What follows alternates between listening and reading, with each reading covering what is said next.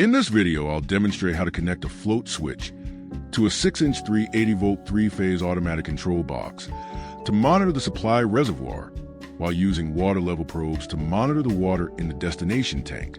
Warning: make sure to turn off or disconnect the power source before connecting a float switch or water level probes to the automatic control box. Let's begin by turning off the power and unplugging control box. Let's go ahead and remove the screws from the fold open cover of the control box. Next, we can open the fold open cover to show the terminal connectors for the float switch or water level probes on the left side. We will use the leftmost knockout and cable clamp for the float level probe cable.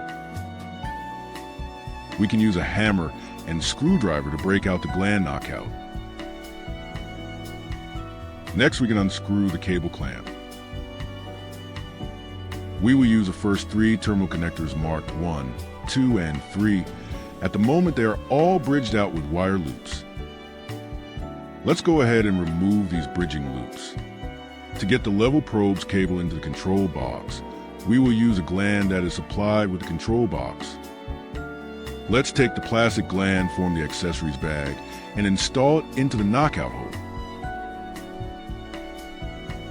Now we can remove the gland cap. Then we can thread the level probes cable through the gland and fasten the gland cap to seal around the cable. Next, we can fasten the cable clamp back into place.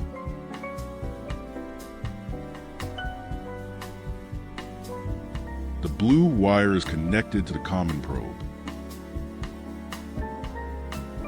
The black wire is connected to the low-level probe. And the brown wire is connected to the high-level water probe. Let's insert the blue wire into the terminal connector at the position marked 1 and fasten the screw.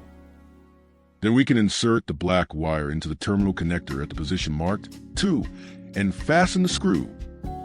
Finally, we can insert the brown wire into the terminal connector at the position marked 3 and fasten the screw. Now we can close the lid of the control box. We can hold up the float switch to simulate a full water tank and put the water level probes in a glass of water to simulate a full source reservoir. Next, we can plug in and turn on the power to the control box. The controller is in auto mode and it begins a countdown from 10. After the countdown, the pump will not start because the full indicator is displayed on the screen, showing the destination tank is full. The 0 running amps showing at the top right of the display confirms that the pump is not running. If the water in the source reservoir drops below the low-level probe, the pump will not start because the source reservoir is still empty and the controller will flash the no water indicator. If the tank's float switch hangs in the down position, the tank full indicator will disappear, but the pump will still not start because there is no water in the source reservoir. If the water in the source reservoir is above the high-level water probe, but the tank's float switch is in the up position, the pump will not be started because although the source reservoir is full, the tank is also full. If the source reservoir water level is above the high water level probe and the tank's float switch hangs in the down position, then the motor will be started to fill the tank. Or if the source reservoir water level drops below the low water level probe while the tank is filling, then the pump will be switched off and the controller will display the no water indicator.